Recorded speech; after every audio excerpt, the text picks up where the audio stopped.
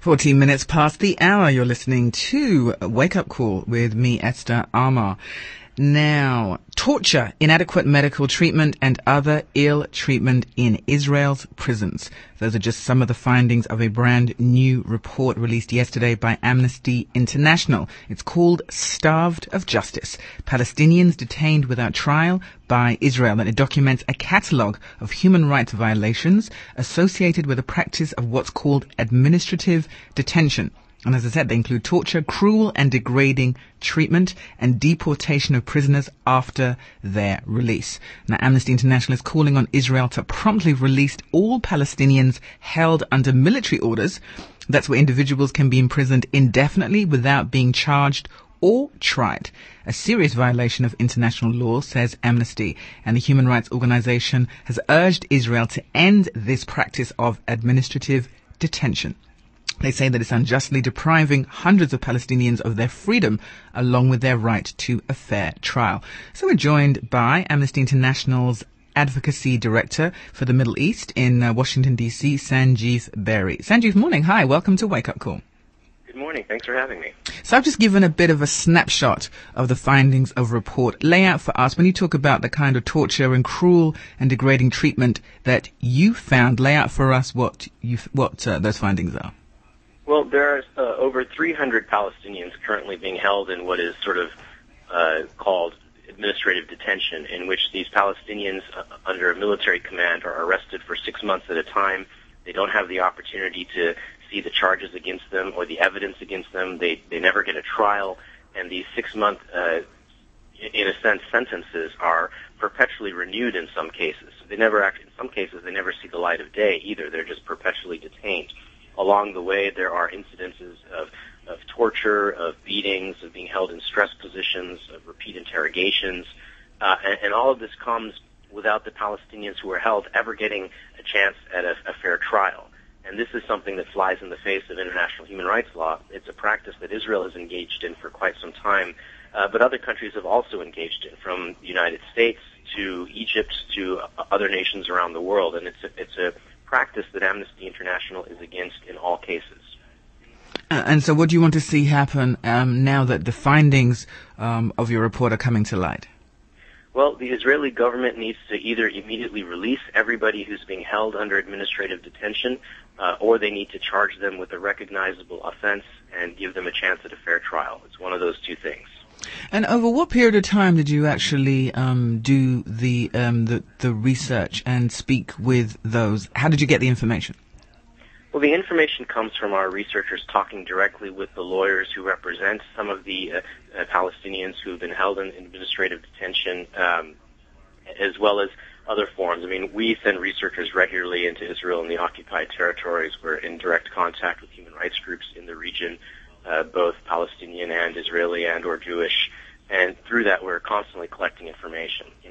Listeners to this program probably have also been aware of the large-scale Palestinian prisoner hunger strike that was recently underway, in which some 2,000 Palestinians who were held in prisons went on hunger strike to protest many of the conditions they face.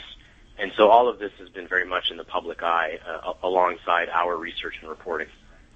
So, I always wonder when it comes to this reporting for you as an organization, how frustrating is it, given that you have direct access to what is happening and are able to report on a consistent basis on the kinds of inhumane practices being targeted at Palestinians by the Israelis?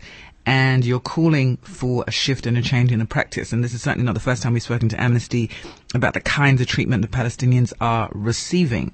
What kind of response do you get from Israel? What kind of attention does this kind of report receive? Well, the Israeli government has provided responses to many of our concerns and criticisms, and we've actually included those responses in the report so that readers can actually see how the Israeli government is responding to what we're saying. They've also made some statements to the media in the aftermath of our latest report's release, and some of those responses appear to demonstrate a failure to acknowledge the problem. I mean, you'd have to go look at some of the specific media responses, but there's an Israeli government spokesperson who's made the claim that there is no torture under administrative detention, and that is a claim that's flat out wrong. the Israeli government has sought to put this in the context of preventing suicide attacks. But in any situation where there's an allegation of a potential crime or terrorist act, there needs to be evidence.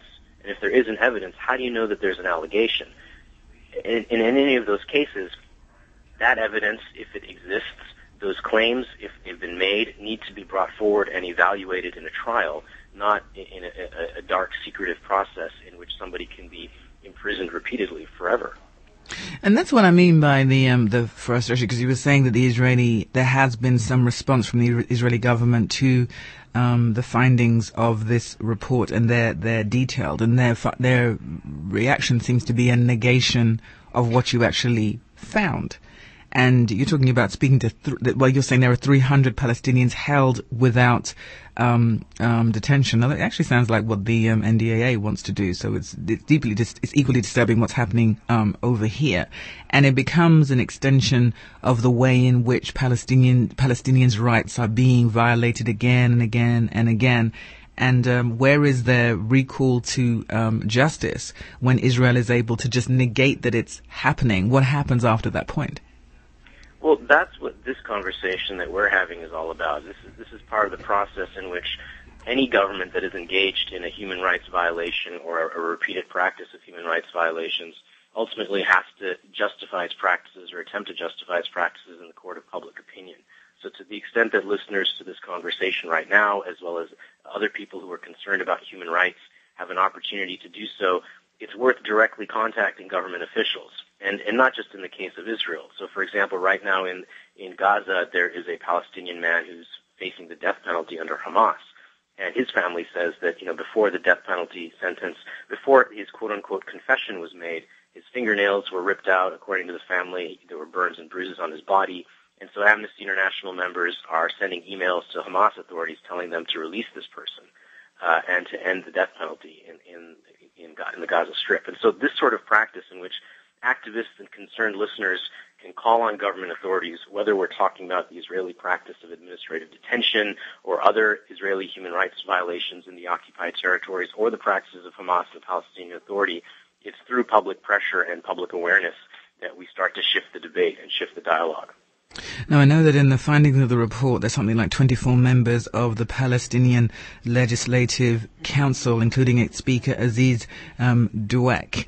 And you mentioned the hunger strikes of administrative detainees like Kader Adnan and Hana Shalabi, and they kind of put this whole issue of administrative detention in the spotlight earlier this year. Now, so what happened about the mass hunger strike?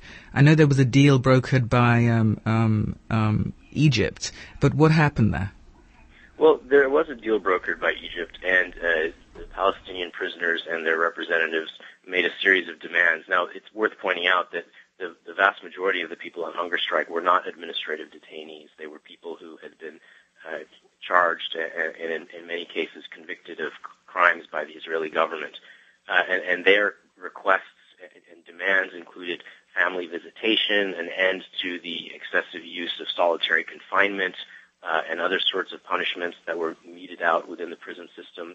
There were also a set of demands with regards to administrative detention in terms of ending the practice, releasing prisoners, allowing people to experience justice as opposed to repression.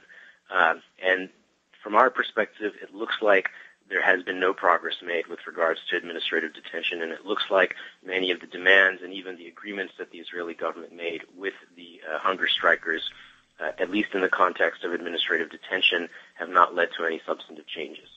Closing question. So the report has been released, the shocking findings hitting the international spotlight. What happens now? Sorry, can you mind asking that again? So the report has been released. The shocking findings have now hit the international spotlight. What happens now from Amnesty's point of view?